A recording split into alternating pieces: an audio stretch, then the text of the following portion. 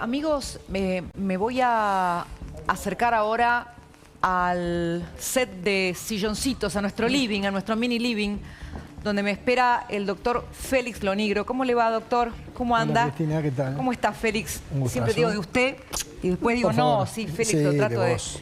de vos. Por supuesto. Hay un montón de temas, Félix, pero el primero de todos, que la verdad es un escándalo y parece total normalidad, los chachos de La Rioja, los bonos. ¿Es constitucional lo que está haciendo el gobernador Quintela? Tal vez tendríamos que entender esto. En un sistema federal, en el que hay distintos niveles de autoridades, hay que hacer un reparto de atribuciones. Es decir, hay cosas que pueden hacer las provincias y otras que puede hacer el gobierno de la nación. Emitir moneda y acuñar moneda es una facultad constitucionalmente prohibida a las provincias, asignada al gobierno nacional. Pero eso no es interpretación, es clarito. Además, por eso que lo que hace Quintela y lo que hace la legislatura también, al emitir bonos, ellos dicen no es moneda esto, pero circula como moneda. Ajá. Hay una ley, Cristina, Sí. que es la ley que crea la Carta Orgánica del Banco Central. Por eso esto también es, además de inconstitucional, ilegal. Inconstitucional e ilegal. Claro, porque la ley repite la prohibición que es de la Constitución, claramente, pero además la ley establece que tampoco las provincias pueden emitir instrumentos, como bonos, que sean susceptibles de circular como moneda. Entonces la pregunta es, bueno, pero ¿cuándo se entiende que un documento o como un instrumento es susceptible de circular como moneda? Entonces la ley marca dos casos. Primero, cuando en forma directa o indirecta se induce a que sea de cancelación de obligaciones forzosas. Este hombre está pagando sueldos con estos bonos y la gente tiene que cancelar. No le queda otra que recibirlos. No le queda otra alternativa. Ahora, ¿por qué alegremente un gobernador puede desobedecer la Constitución e incumplir la ley delante de nuestra cara y nadie hace nada? Bueno, ¿Es impune? Sí, la otra forma de suponer que circula como moneda es cuando los bonos se emiten por valores inferiores a 10 veces el billete de máxima circulación. En nuestros 20.000 hasta 200.000. Si se emiten bonos por 200.000 para abajo, se supone que se está emitiendo para que circule como moneda. Entonces la pregunta tuya es, ¿por qué un gobernador que no debe hacer ciertas cosas se mete a hacerlas? Sí. Primero, porque es un desafío al gobierno de la nación. Segundo, porque Quintela tiene un enorme clientelismo estatal. Tiene que sostener una estructura estatal y burocrática enorme. La Rioja tiene el 60% del empleo registrado en la provincia en el Estado. Ellos van a decir, no, es el 10%, nada, el 12%. Sí, eso sí tomamos la población riojana. Claro, pero de nuevo, si le falta plata y alguien va a saltar un banco, lo meten preso. En este caso, si le falta plata y acude a una metodología que no es legal e inconstitucional, debería actuar un fiscal, dice usted. Correcto. Estamos ante un delito, porque el delito es abuso de autoridad e incumplimiento de los deberes de funcionario público. ¿Cuándo ocurre eso? Según el Código Penal, cuando un funcionario emite órdenes o realiza actos contrarios a la Constitución, a las leyes, al ordenamiento jurídico. Es una figura vaga, es cierto, porque vos imagínate, Cristina, que si... Más vagos son los fiscales, me parece que no se están enterando. No, bueno, pero pasa lo siguiente. Si porque esto fue votado por la legislatura también. Entonces ahí están involucrados también los legisladores locales. ¡Qué bárbaro! Si todos los legisladores y los funcionarios que emiten disposiciones inconstitucionales, por ejemplo una ley, ¿cuántas leyes se han declarado inconstitucional? Estarían todos delinquiendo. Entonces la responsabilidad penal es complicada porque hay que ver si los jueces se animan a imputar y a procesar a legisladores, porque son muchos, porque si fuera un funcionario, pero son muchos legisladores, que dictan leyes contrarias a lo que establece la Constitución. ¿Sabe, doctor Lonigro, sabés, Félix, la sensación que tengo? Que muchos quieren que la Constitución sea virtual pero no real, ¿no? Que no, en los hechos no la asumen como tal, como la ley que debe regirnos a todos. De La Rioja, si te parece, vamos a Formosa. Porque hoy la Corte tomó como causa originaria y como tribunal que tiene competencia en el caso, de antemano, la posible candidatura de Gildo Insfrán a otro periodo como gobernador, considerando la trampa que hizo al reformar la Constitución para volver a contar, y le dijo, de antemano vamos a tomar este caso porque usted no puede violar el espíritu de la Constitución. Claro.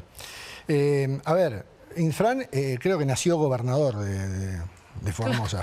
O sea, Está muy bien. Son, no sé, 40 años lleva como gobernador de Formosa. La Constitución se lo permitía. ¿Sabe que es el gobernador en democracia con más tiempo en el poder en el mundo? Sí, en el mundo. Yo el del dato del mundo no lo tenía, pero es posible. Porque este tipo de caudillos no puede hacer otra cosa ni puede vivir otra cosa que no sea... No pueden vivir sin poder. Ese es el problema que tienen. Esos son los populistas, claramente.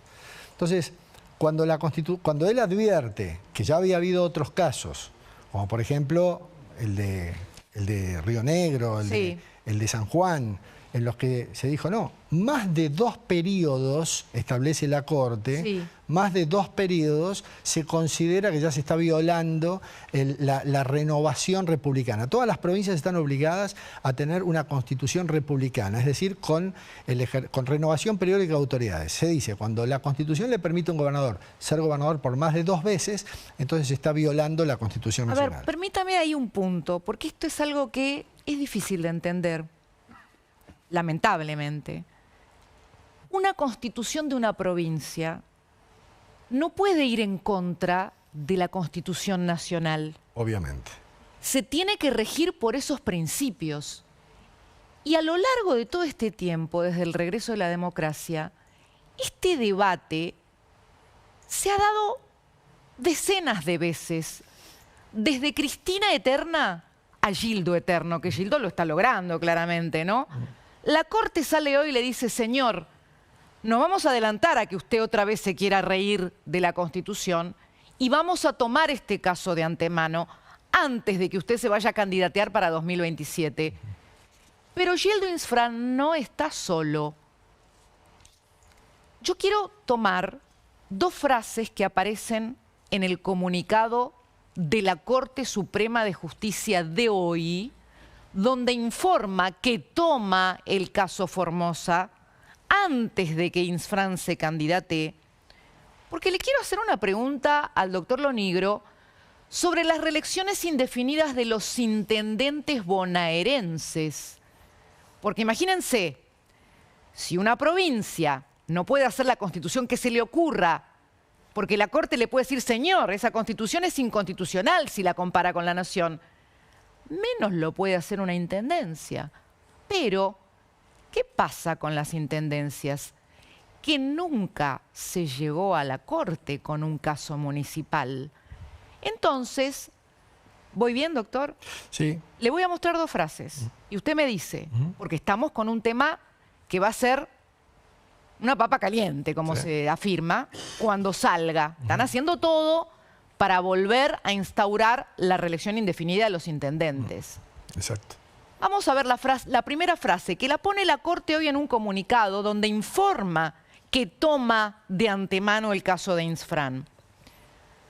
Una reelección sin límites, lejos de constituir la máxima realización de la voluntad popular, permite que quien se encuentra en ejercicio del poder acumule, tras varios mandatos sucesivos, ventajas inadecuadas para una leal contienda electoral.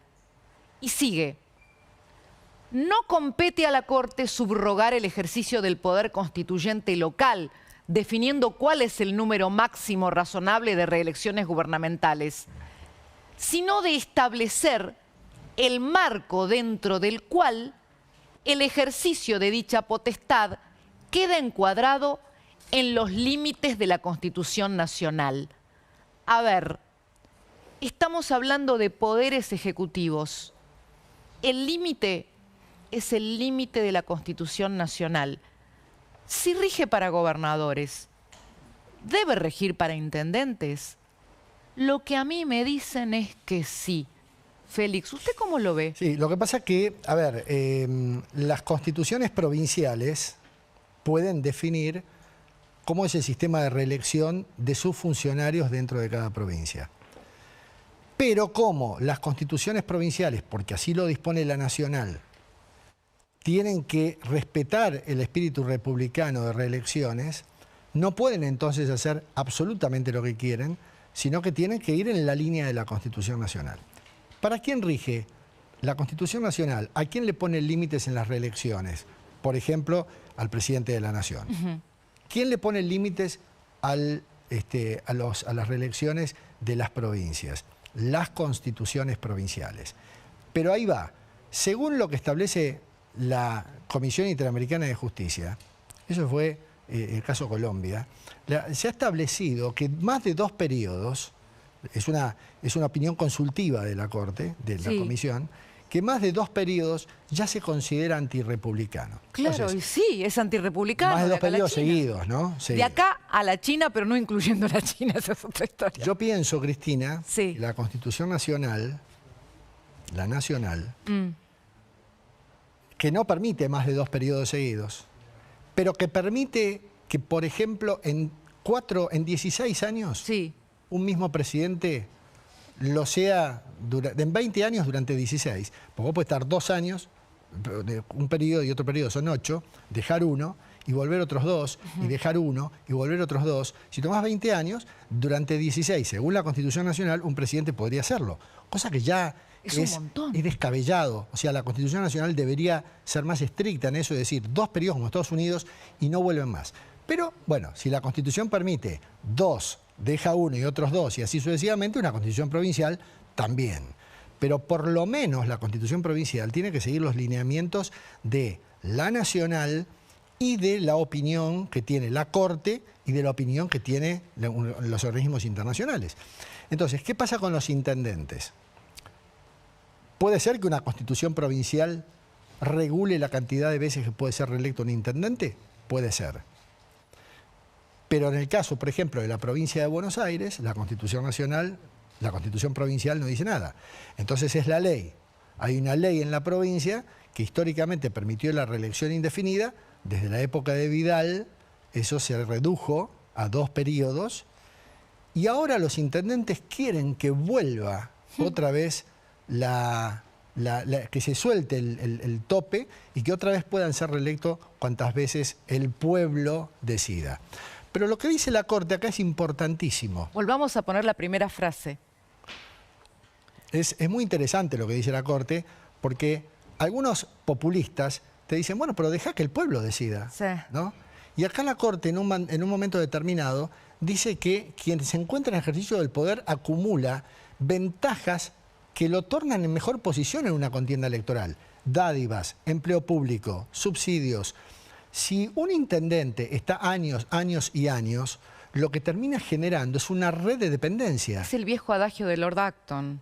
El poder absoluto... Degenera. Y absolutamente. El poder degenera y el poder absoluto degenera absolutamente.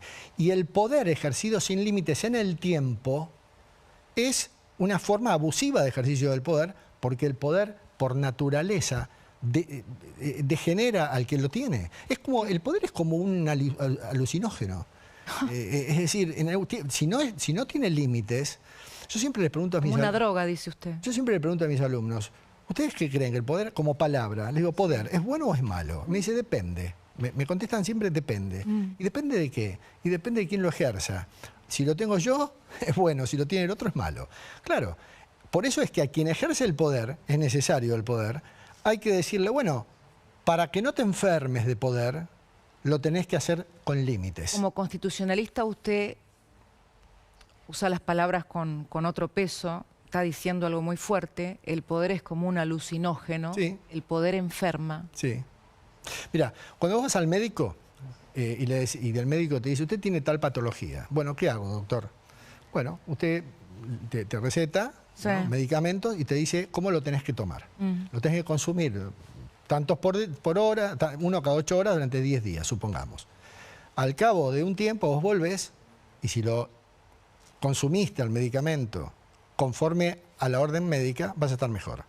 Ahora, si vos decís, no, esto veo que me hace bien y sigo tomando y lo tomo 2 meses, 3 meses. Sobredosis, vas a estar peor. O sea, los antibióticos, por ejemplo, son buenos en la medida que los consumas de acuerdo a la prescripción médica. El poder es bueno en la medida que se ejerza de acuerdo a los Ahora límites estaba constitucionales. pensando un país donde tenemos que discutir todos los años la reelección indefinida de los que quieren ser eternos. Hay varios enfermos, digamos, de poder. Es que el poder enferma aún a los que a priori creen que el poder no los va a enfermar. Claro.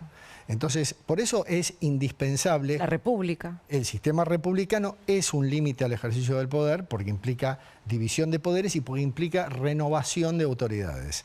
Y no es dejar que la gente elija. Claro, es que para bajar este tema, pues dice, ¿qué es la República? Son los límites al poder, Sí. ¿no? Los límites. Y en el fondo, el que está enfermo de poder y lo quiere al poder eternamente, detesta los límites. ¿Cómo le vamos a poner límites los ciudadanos normales de a pie? ¿Qué te dicen? Es eso. La democracia requiere que se le dé a la gente la posibilidad de elegir.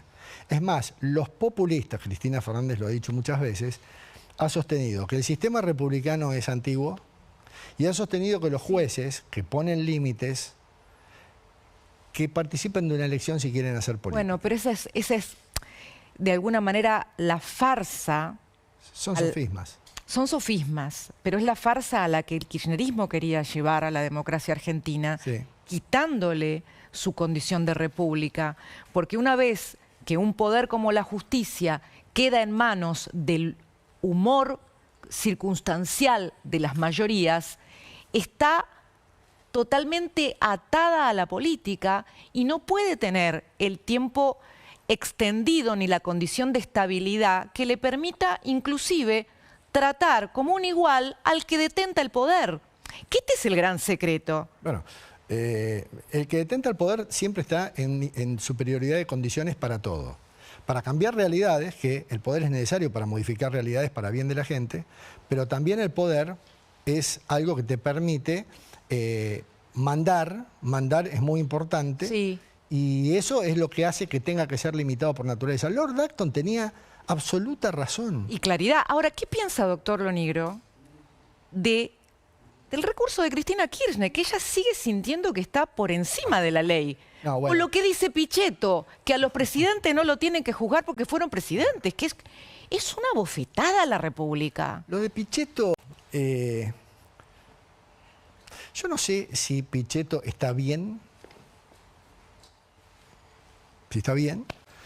o si hace política dentro de una máscara de absoluta seriedad y demás. A Pichetto ya le conocemos saltos de un lado para el otro. Fue un kirchnerista acérrimo, fue candidato a vice de Macri, ahora vuelve a coquetear con el kirchnerismo.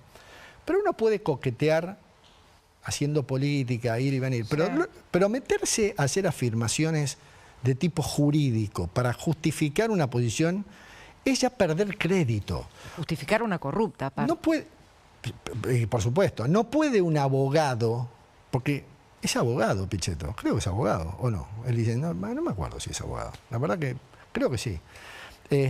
No puede decir que está proscripta una persona, como dicen los kirchneristas, que está proscripta una persona que en un Estado de Derecho fue condenada por la justicia.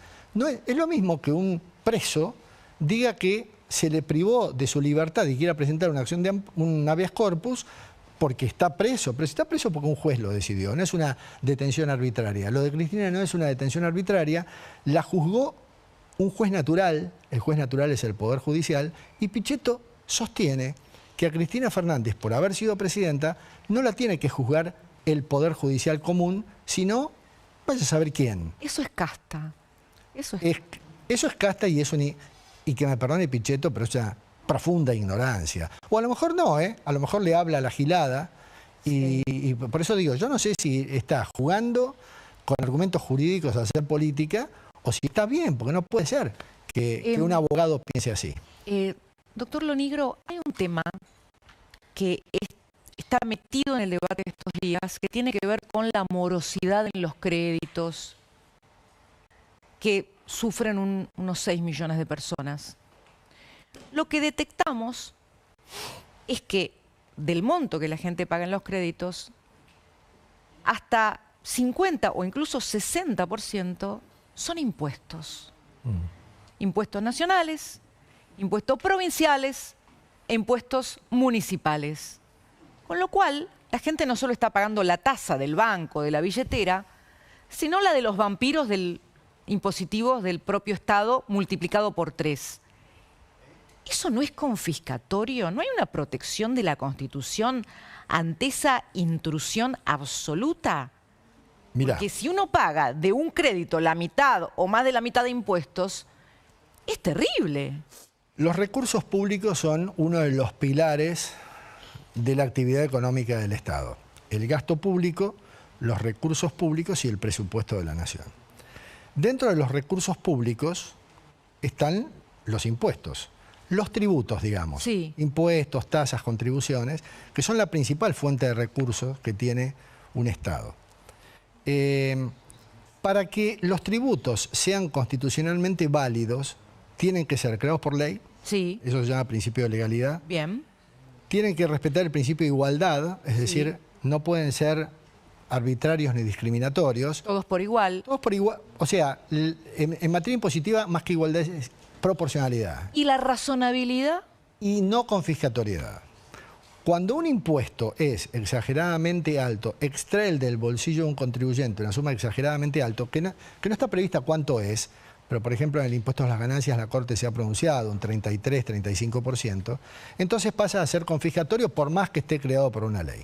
El problema es que en la Argentina, más que un impuesto en particular, el sistema tributario en general es confiscatorio. Está muy indefensa la gente. Porque uno paga hasta julio de cada año, Sí. uno paga impuestos y después empieza Está quedarse la con lo que fecha gana. exacta, creo. La fecha del el día de la liberación se llama el día que dejas de... Liberación, exactamente, y oscila. ¿Cuándo como es? dice, ¿Cuándo sí, es sí, este año el día de la liberación? Entre fines de junio y principios de julio. Va oscilando según el año. En los últimos 2 años se ha acortado un poquito.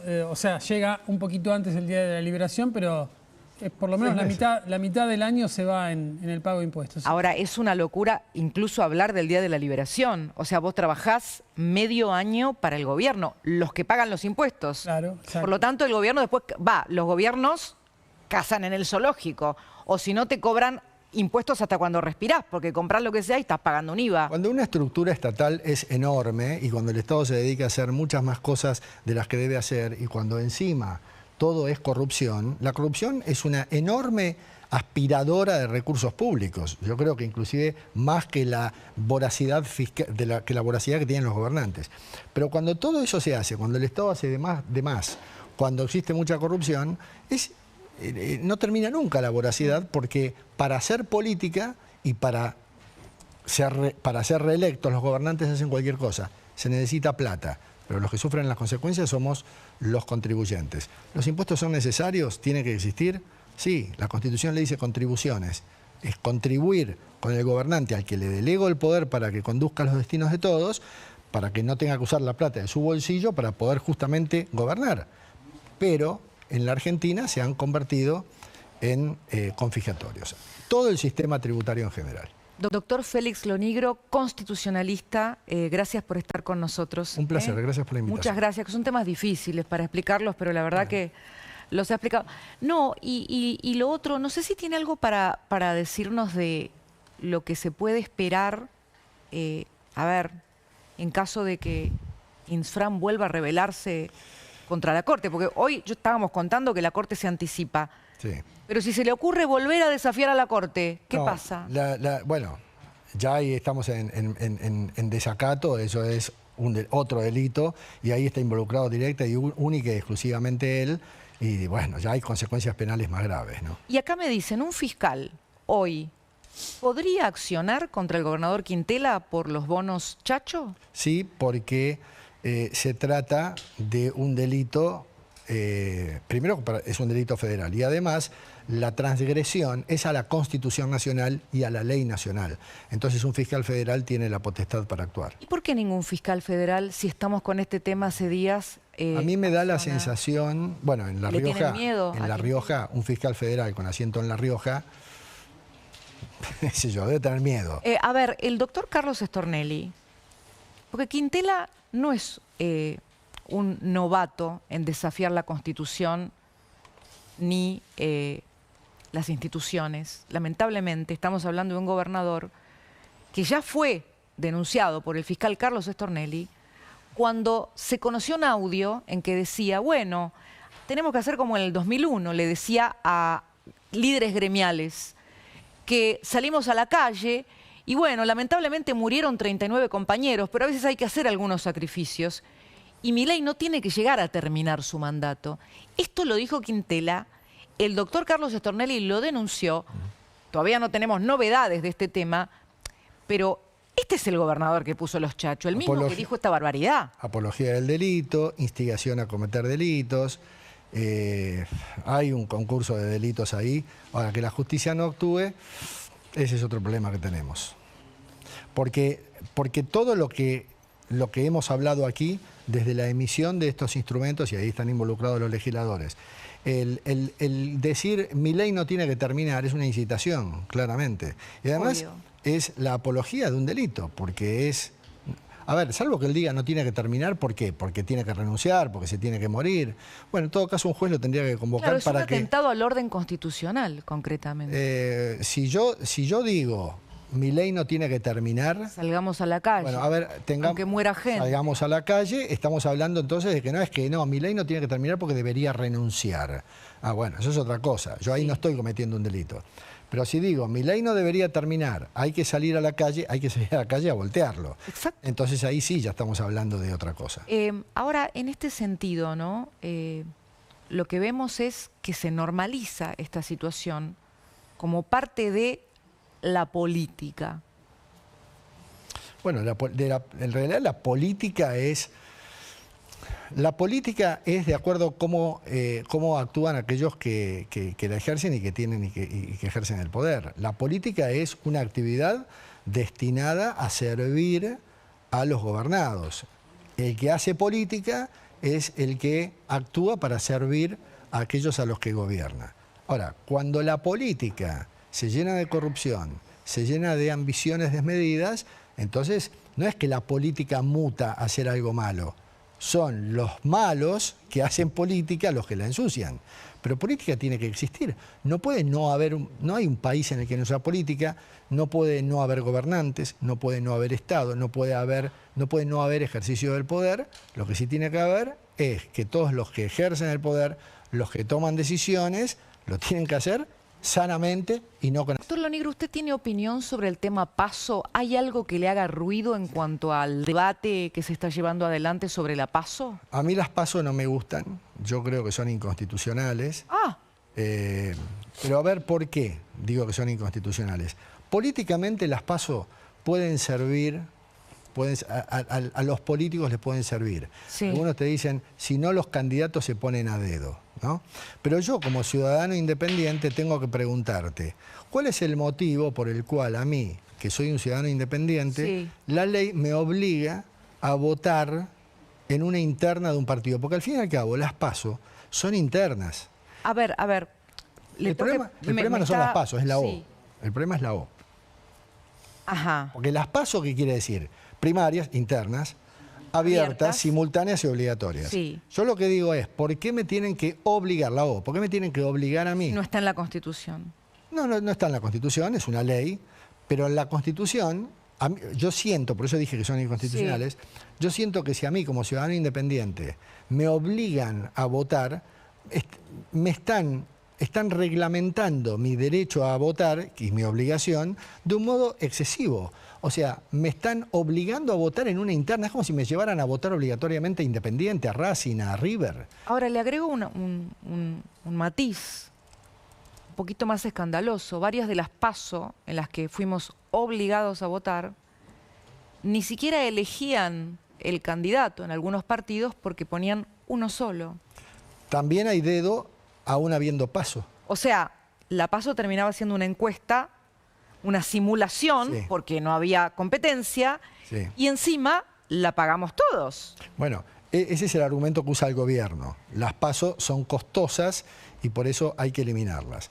Yo pienso que, bueno, está bien, pueden ser costosas, pero si fueran útiles para la democracia, fenómeno.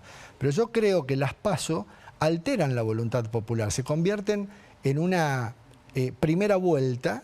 Y cuando sale el resultado de las PASO, vamos a suponer, sí, yo en las PASO voto a un candidato determinado, pero a lo mejor lo fui a votar para que no gane el otro. Y después en la general yo ni tengo pensado votar al que voté en las PASO, yo tengo pensado votar a otro. Sin embargo, el que ganó en las PASO ya toma mi voto como propio y entonces eso altera, condiciona la elección general. Decisión de la primera vuelta general. Yo entiendo que a muchos las PASO los benefician porque ordena una interna y demás, pero no hay que obligar a la gente a eso me refiero yo. No hay que obligar a la gente, hay que decirle a la gente, bueno, mira, que sean abiertas, que sean simultáneas, concedamos, pero vayan si quieren. Ahora, es interesante esto, porque usted me dice, para mí son inconstitucionales, pero... ¿En qué sentido? Pero espéreme, venimos votando PASO desde hace un montón. Sí. Nadie fue a la justicia y dijo, esto es inconstitucional. A ver, cuando uno habla de inconstitucionalidades, hay casos que son claritos y rotundos, sí, como por ejemplo lo que está haciendo Quintela. Clarito. Quintela lee la Constitución y hace lo contrario. Exactamente. O sea, eso es inconstitucional, no hay dudas. Es constante, es coherente, me parece. En eso es así y tantos otros casos, porque crear un impuesto por decreto es inconstitucional, claramente. Ahora, esto de que es inconstitucional la PASO es una opinión personal que alguien puede discutir, porque yo personalmente creo que están reglamentando excesivamente mi derecho de votar o a no votar. Yo en realidad tengo obligación de votar, pero no tengo por qué tener obligación de votar en una interna. Me parece bien que sea obligatorio en una general, me parece mal que sea obligatorio en una interna, porque insisto, es una interna. A mí, yo opino, sí, que cada partido defina sus candidaturas y tráiganme el menú en octubre y yo, como ciudadano independiente, elijo en un menú variado. Ahora, después lo que pasa dentro de cada partido, y bueno, no es un problema del ciudadano independiente. Lo que pasa es que, de alguna manera, el ciudadano tiene que pagar los platos rotos de los partidos que perdieron la legitimidad. Porque hay un gran problema que viene, creo yo, desde el que se vayan todos, que luego trataron los partidos de resolver con el bicoalicionismo, que terminó en aparatos que servían, alianzas que servían para ganar, pero no para gobernar. Porque en el gobierno, cuando había un cambio, una disidencia entre cada espacio, empezaban los bloqueos.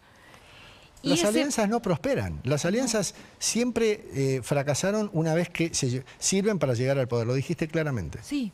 El tema es que los ciudadanos, ante esa falta de legitimidad de los partidos, terminamos pagando los formateos y reformateos. ¿Y qué me dice de las fechas arbitrarias para las elecciones?